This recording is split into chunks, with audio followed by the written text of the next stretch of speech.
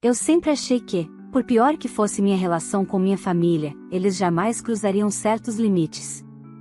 Mas tudo mudou no dia em que descobri que alguém tinha mexido no meu carro de propósito, justamente na semana em que a herança do meu pai seria lida. Até então, eu acreditava que inveja e desprezo eram as piores coisas que minha mãe e minha irmã poderiam me oferecer. Eu não imaginava que estavam dispostas a tirar minha vida para garantir que eu não herdasse nada. O mais assustador é que, quando a verdade começou a aparecer, percebi que o plano era muito maior e mais cruel do que eu poderia imaginar. E que as pessoas que deveriam me amar sempre foram, na verdade, o meu maior perigo. Se você fosse eu, teria coragem de enfrentar tudo isso até o fim? Olá, seja bem-vindo ao canal Histórias Surpreendentes. Curta e se inscreva nesse canal, aproveite e ative as notificações. Comente aqui de qual cidade você está assistindo, vou adorar saber e deixar um coração no seu comentário. Eu deveria ter percebido antes que algo estava errado, mas quando se cresce sendo a filha esquecida, a gente aprende a normalizar sinais que qualquer outra pessoa chamaria de alerta. Meu nome é Helena Duarte, sou psicóloga em Porto Alegre, e até pouco tempo atrás acreditava que compreender a mente humana me tornava preparada para lidar com qualquer tipo de manipulação. Descobri da pior forma possível que não existe estudo suficiente quando o perigo mora dentro da própria família. Tudo começou numa manhã fria de agosto, quando recebi a ligação do advogado da família avisando que o inventário do meu avô entraria na fase final. Ele deixará um imóvel no Moinhos de Vento, avaliado em milhões, além de uma quantia significativa em dinheiro. O detalhe? Ele determinará que eu deveria estar presente pessoalmente na leitura final do documento. Minha mãe e minha irmã, Clara, sempre trataram essa herança como algo exclusivamente delas, como se eu fosse apenas um obstáculo inconveniente. Na mesma tarde, ao chegar na casa da minha mãe, senti uma atmosfera estranha. Clara estava inquieta, falando rápido demais, e minha mãe mal olhava para mim. A relação entre nós sempre fora marcada por favoritismo descarado. Clara era a filha perfeita, dependente, dramática e moldada exatamente para obedecer. Eu, por outro lado, independente, estável, emocionalmente estruturada, sempre fui vista como ameaça. Não por acaso, passei anos vivendo longe daquela casa, longe de tudo que me fazia sentir pequena. Naquele dia, porém, a forma como elas me observavam era diferente. Havia algo mais profundo que simples desprezo. Havia medo. Havia urgência. Havia estratégia.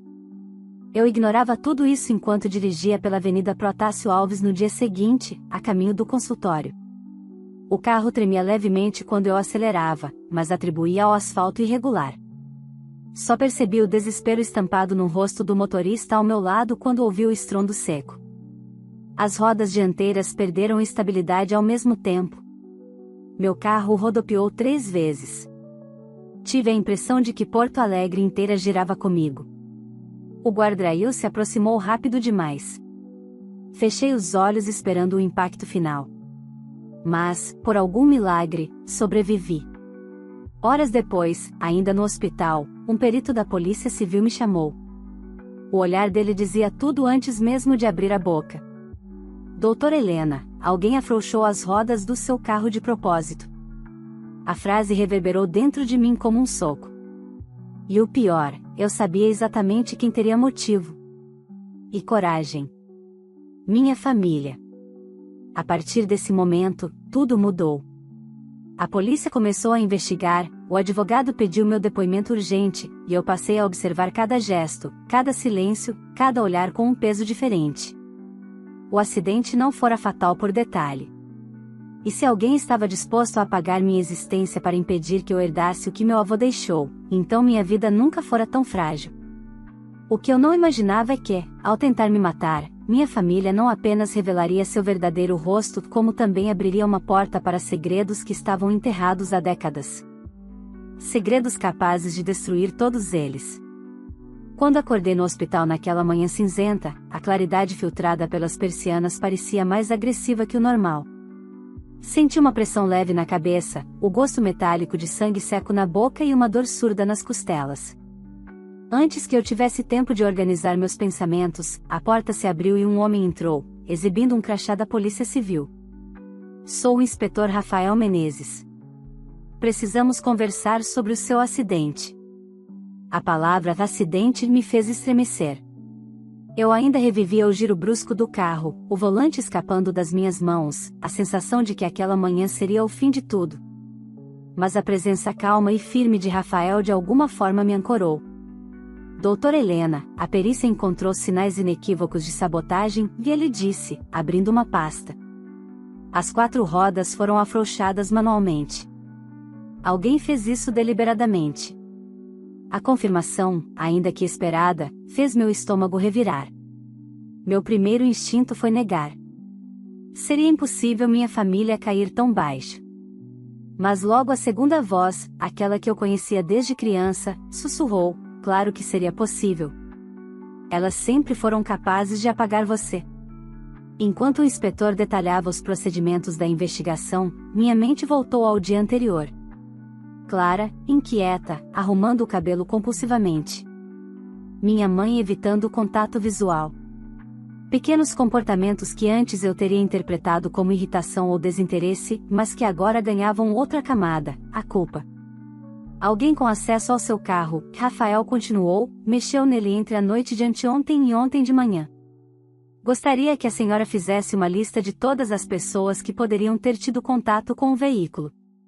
Respirei fundo, sentindo a dor aguda no peito. Minha mãe tem uma garagem onde costumo deixar o carro quando vou visitá-la, respondi. Minha irmã, Clara, também estava lá. O inspetor anotou sem levantar os olhos. Ele já sabia. Eu também sabia. Uma batida na porta interrompeu a conversa. O advogado da família, Dr. Augusto Lacerda, entrou com passos curtos e urgentes. Ele parecia nervoso demais para alguém acostumado a lidar com crises. Helena, meu Deus! Disse ele, forçando um tom preocupado. Assim que soube, vim imediatamente. Sua mãe está muito abalada. Abalada. A mesma mulher que não conseguiu olhar nos meus olhos durante o almoço anterior. O inspetor agradeceu a presença dele, mas deixou claro que a conversa precisava ser finalizada. Dr. Augusto concordou, mas a expressão dele mudou sutilmente quando Rafael citou a palavra sabotagem. Naquele instante, vi um lampejo de algo, medo, talvez. Ou conhecimento. Depois que o inspetor saiu, Dr. Augusto se aproximou da cama. Helena, começou ele, ajeitando a gravata. Sei que você está fragilizada, mas cuidado com o que disser para a polícia. Acusações impulsivas podem prejudicar toda a família. A frase era ao mesmo tempo um aviso e uma ameaça. Minha respiração ficou mais pesada. Eu não acusei ninguém, respondi com calma. Mas alguém tentou me matar. Ele engoliu seco. Sua mãe e sua irmã estão desesperadas. Isso tudo caiu como uma bomba.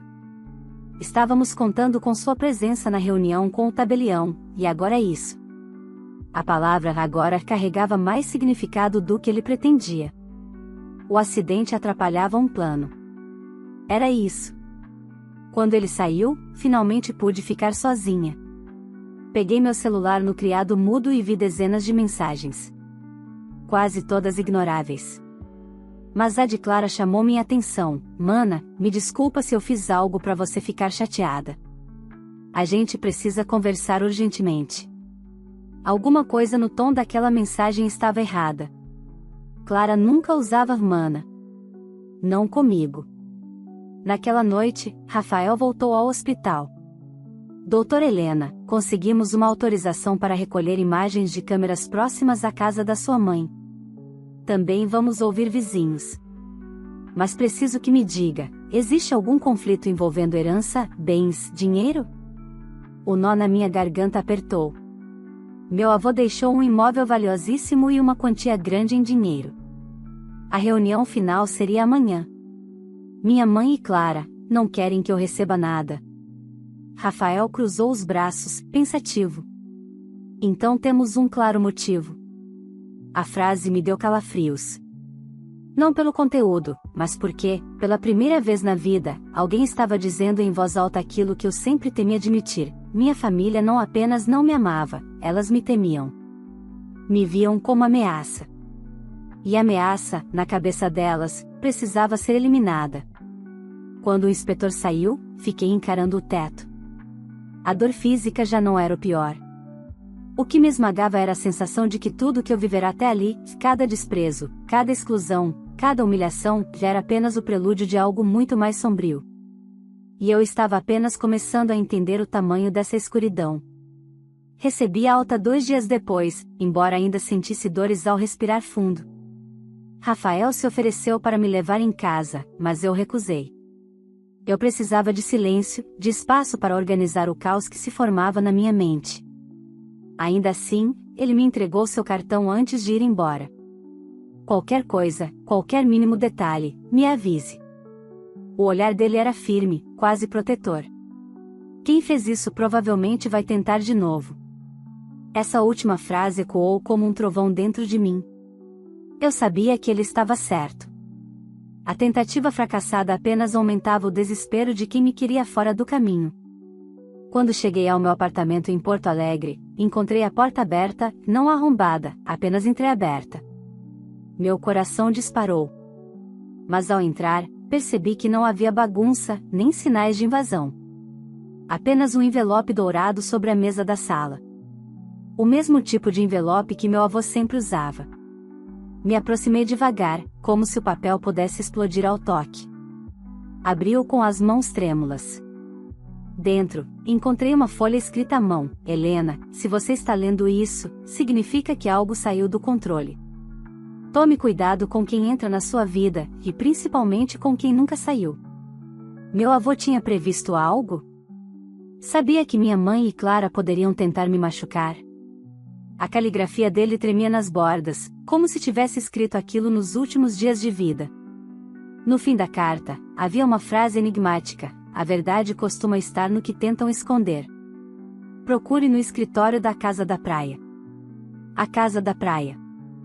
O lugar onde Clara e eu passamos tantos verões, ela cercada de atenção, eu de livros, tentando ocupar o espaço que me sobrava. Minha mãe não permitia que eu entrasse no escritório, dizendo que era um ambiente de adultos. Isso agora ganhava outro sentido. Antes que eu pudesse refletir mais, meu telefone vibrou. Era Clara. Ignorei. Vibrou de novo. Depois, uma mensagem de voz. Relutei, mas decidi ouvir. A voz dela soava trêmula, mas algo me dizia que era encenação. Helena, a gente precisa conversar.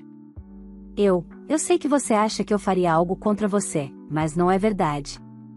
Mãe está desesperada, e tudo virou um caos desde o acidente. Me liga, por favor.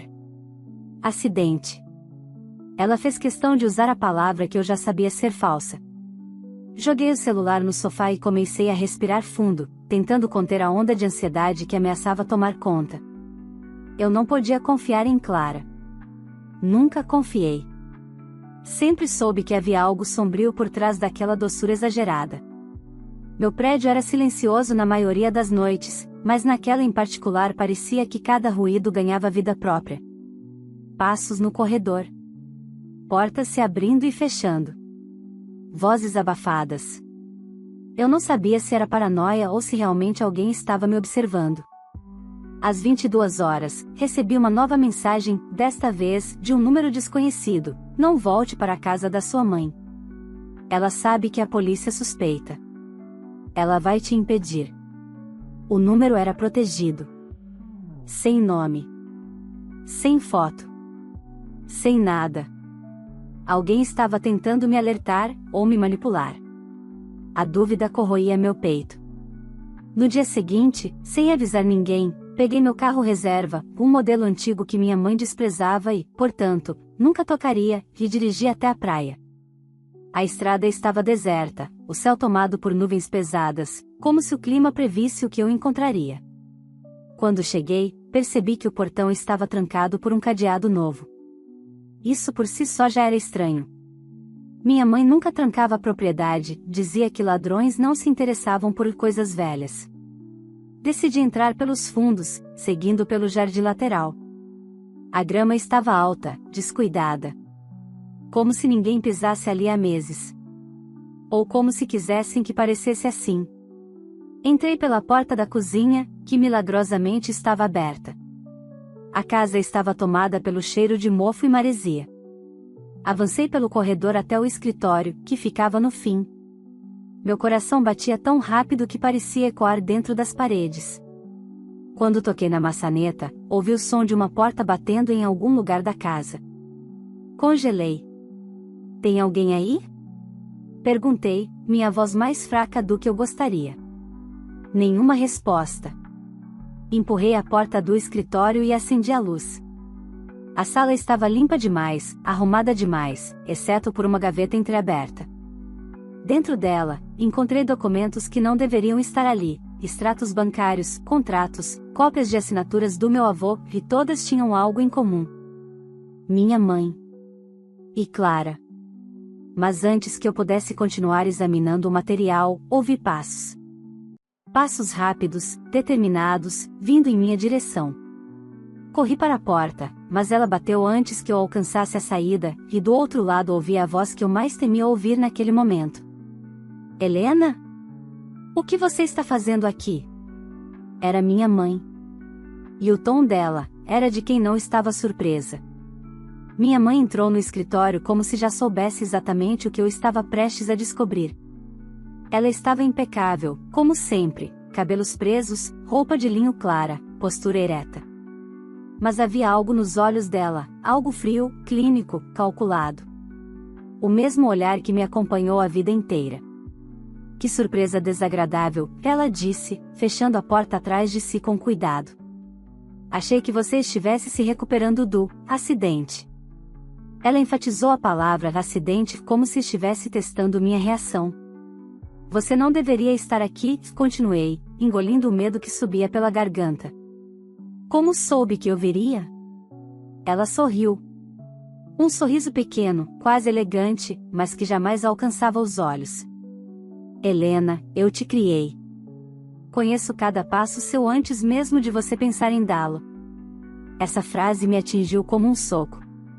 Eu sempre soube que minha mãe era manipuladora, mas não tinha percebido até que ponto ela acreditava me possuir. E o que você está fazendo aqui? Perguntei, tentando ganhar tempo, tentando entender se ela estava sozinha. Veio esconder mais documentos? Ela deu uma rápida olhada na gaveta aberta e suspirou. Eu esperava que não encontrasse isso tão cedo. Mas paciência, eu sempre soube que você acabaria metendo o nariz onde não devia. Esses papéis mostram movimentações estranhas no nome do vovô, respondi, segurando a pasta contra o peito. Movimentações feitas depois que a saúde dele começou a piorar. E daí? Ela rebateu, como se estivéssemos discutindo sobre o clima. Seu avô não sabia administrar nada sozinho nos últimos anos. Eu precisei assumir tudo. Clara me ajudou. Assumir tudo, ou roubar tudo? A primeira fagulha de irritação surgiu nos olhos dela, e isso me deu coragem para continuar. Eu já sei que o acidente não foi acidente, mãe. A polícia está investigando. Eles sabem que mexeram no meu carro.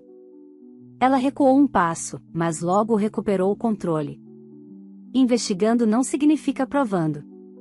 E você sempre teve mania de perseguição. Seu trabalho como psicóloga destruiu sua capacidade de confiar nas pessoas. Quase ri. Era tão típico dela. Transformar tudo em uma narrativa onde eu era instável, a exagerada, a ingrata. Eles têm mais coisas do que você imagina, menti, deliberadamente. Muito mais. Por um instante, apenas um, ela pareceu perder o eixo. O que significava que eu estava certa, havia algo muito maior ali. Algo que ela temia que viesse à tona. Helena, ela mudou o tom. Agora, sua voz era macia, quase doce. Você está cansada. Foi um susto enorme. Clara está arrasada, você deveria ter visto. Venha comigo, vamos conversar melhor em casa. Somos família. Família. A palavra que ela mais gostava de usar quando precisava manipular alguém. Eu não vou a lugar nenhum com você. Seu rosto endureceu de novo. Você faz ideia de quanto sofrimento está causando com essa encenação? Ela prosseguiu. Clara não dorme há dias. E você aqui, fuçando como uma criminosa. As peças começaram a se mover dentro da minha cabeça. A culpa dela, o desespero, a insistência em me tirar dali. Ela não veio sozinha. Quando dei um passo para trás, ouvi a madeira do piso render atrás da porta. Outra pessoa no corredor. O ar ficou pesado, tenso. Quem está aí? Perguntei, minha voz firme apesar do pânico crescente. Ela não respondeu. Mas o silêncio dela disse tudo. A porta se abriu devagar, e o coração quase parou quando vi a silhueta, não de Clara, como eu havia temido, mas de um homem grande, desconhecido, de expressão vazia. Um capanga. Minha mãe realmente tinha contratado alguém. Não faça isso, eu sussurrei, recuando até sentir a mesa bater nas minhas costas. Você vai destruir sua vida. Ela ergueu o queixo, altiva como sempre. Eu já destruí a parte da minha vida que precisava ser destruída. Agora só falta você parar de atrapalhar. O homem avançou um passo. Instintivamente, agarrei um abajur de metal que estava sobre a mesa, erguendo-o como se fosse uma arma de verdade. Chega! Gritei. Se derem mais um passo, eu jogo tudo isso na janela e grito até os vizinhos aparecerem. Não estamos tão isolados assim quanto você pensa.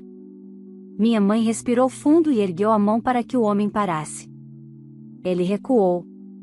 A expressão dela mudará, não mais ameaça, mas irritação profunda. Uma frustração antiga. Talvez por eu ter fugido do controle dela pela primeira vez. Você deveria ter sido como Clara, ela murmurou, decepcionada. Obediente. Silenciosa. Gratidão não te custa nada, Helena. Gratidão por quê? Por nunca ter sido vista? Ou por quase ter sido morta?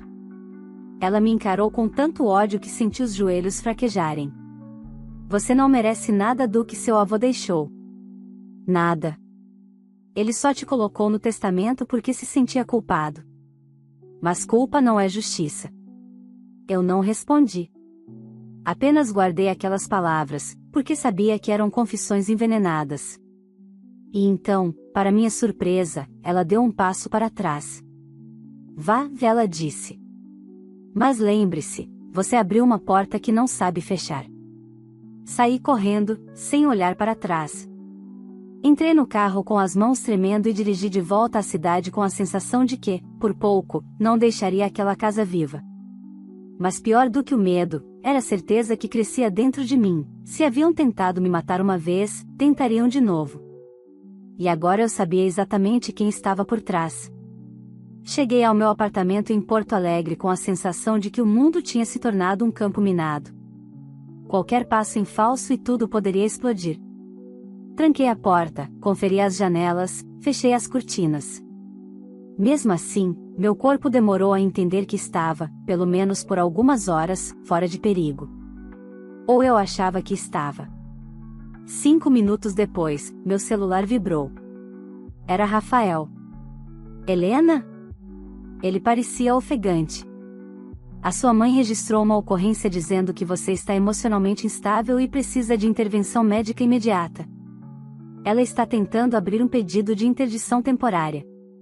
Isso é sério. Me sentei no sofá como se minhas pernas tivessem desligado. Ela vai tentar te silenciar por vias legais agora, e ele continuou. Isso só prova que você está perto de descobrir algo grande. Onde você está? Em casa, respondi. Fique aí. Vou passar com uma equipe para garantir sua segurança. Desligamos, mas antes que eu pudesse respirar, uma nova mensagem apareceu na tela. Número desconhecido, mas a mesma escrita curta de antes. Não confie em ninguém da sua família. Nem em Clara. Ela sabe de tudo desde o início. Senti meu estômago afundar. Eu já desconfiava, mas ver aquilo ali, tão direto, era como levar um soco. A campainha tocou. Meu coração congelou. Helena, sou eu, Rafael. Sua voz soou do outro lado da porta. Abri lentamente. Ele entrou com 2 agentes fardados, que se espalharam pelo apartamento checando cada canto. Você precisa me contar tudo, ele disse, se sentando à minha frente. Cada detalhe do que aconteceu na casa da praia. Contei tudo. Desde o envelope do meu avô até o momento em que percebi que minha mãe não estava surpresa com minha presença. Falei do homem que a acompanhava, do tom ameaçador, da mudança brusca quando percebi que poderia chamar atenção. Rafael ouvia sem interromper, apenas anotando. Quando terminei, ele me encarou com uma seriedade que me gelou por dentro. Helena, isso não é só uma família tentando manipular uma herança. Isso é crime organizado familiar. E alguém muito próximo facilitou a tentativa de assassinato. O que você encontrou na casa da praia é mais do que suficiente para abrir uma investigação criminal robusta. Você acha que Clara está envolvida até que ponto? Ele hesitou. Até onde você está pronta para ouvir? Engoli em seco.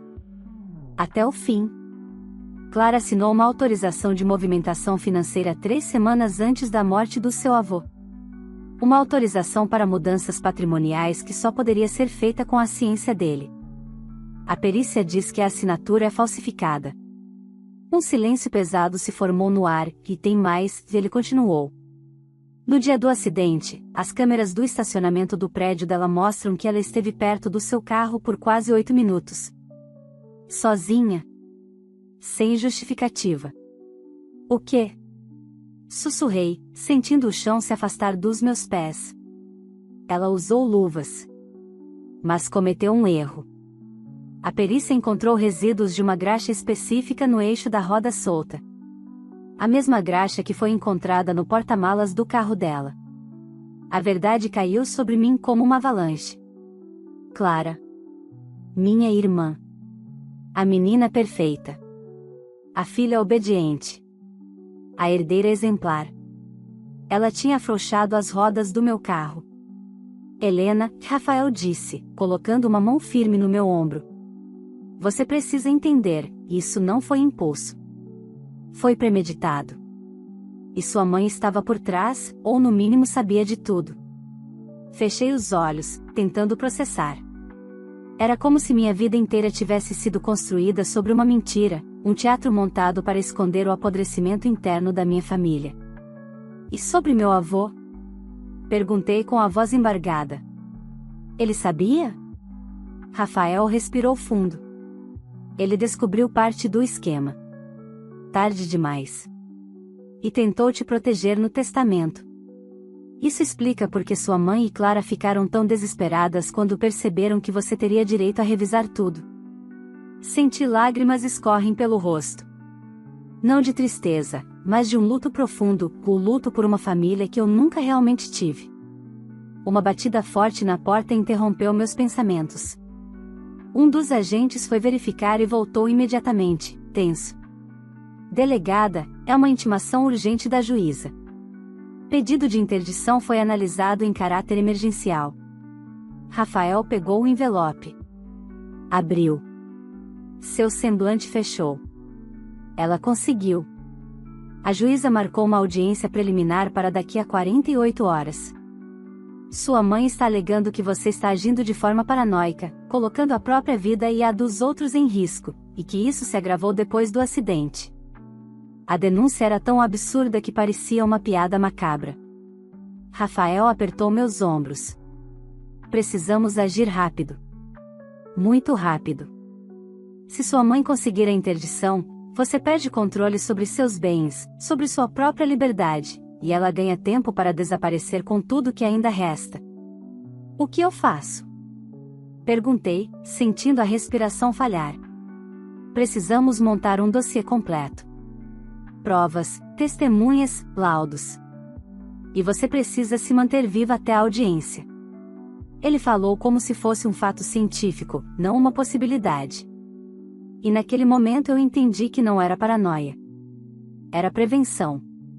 Minha família realmente queria me destruir.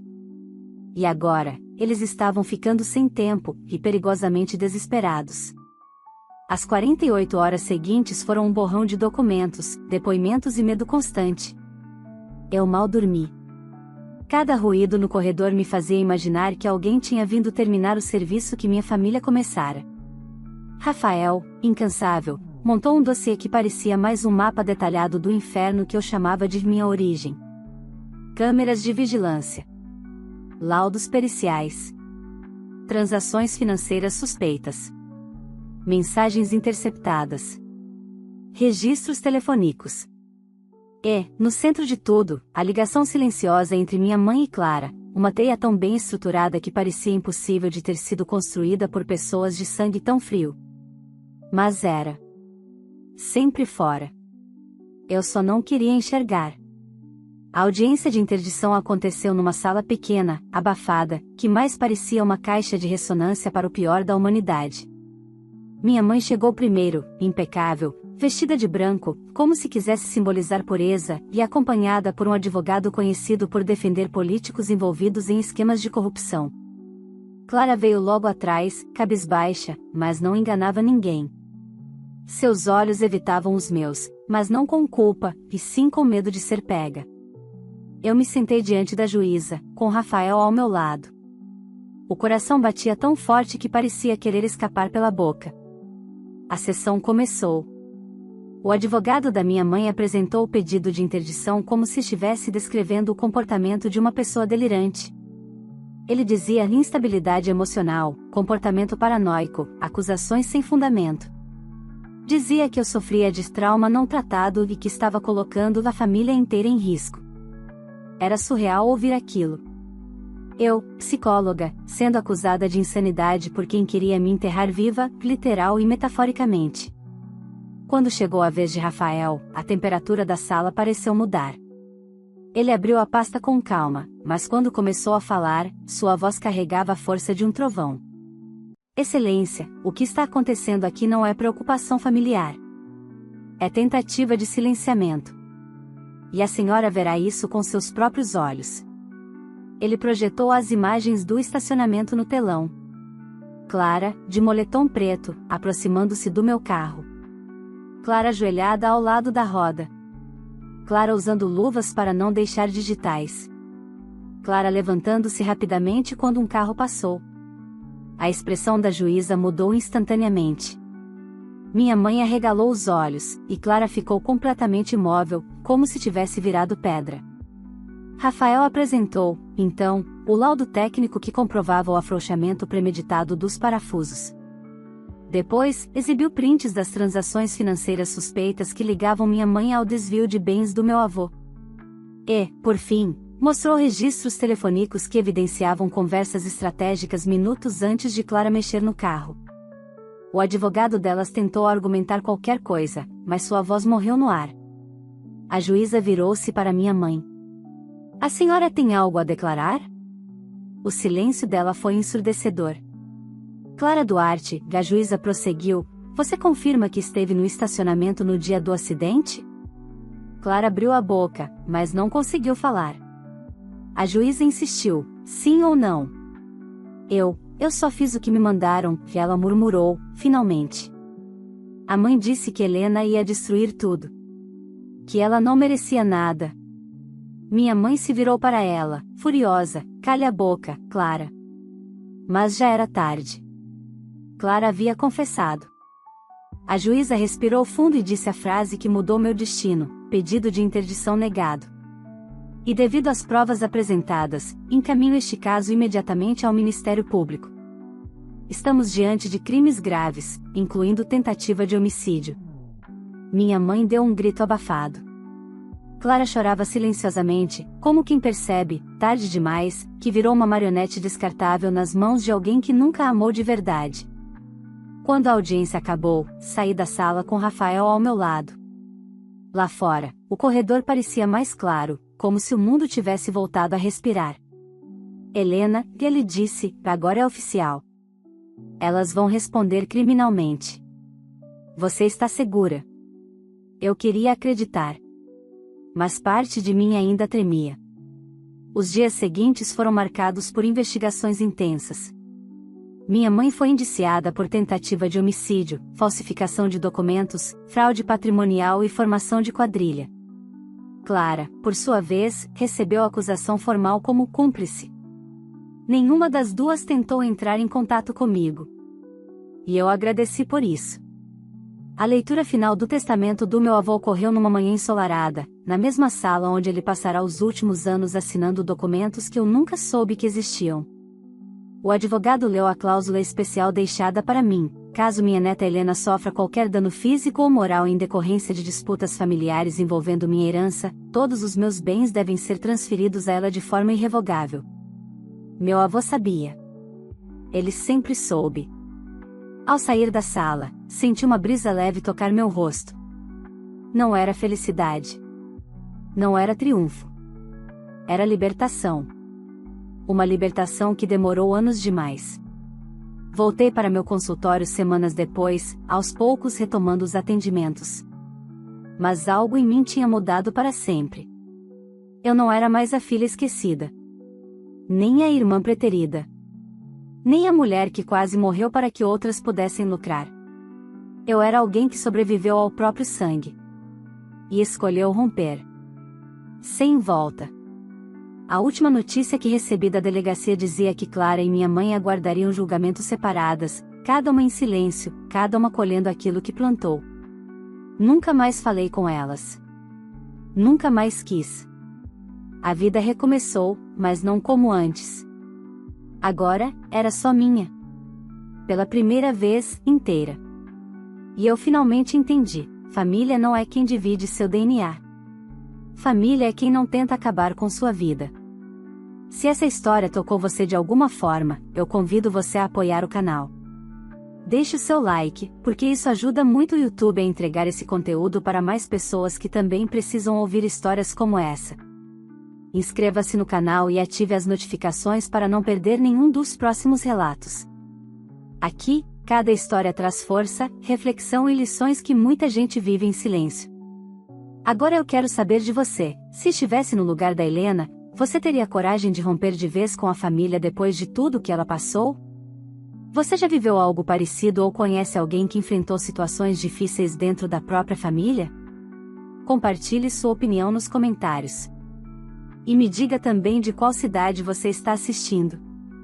Eu gosto de saber até onde nossas histórias chegam e faço questão de passar nos comentários para deixar um coração especial para você. Compartilhe este vídeo com alguém que pode se identificar. Obrigada por acompanhar até o fim.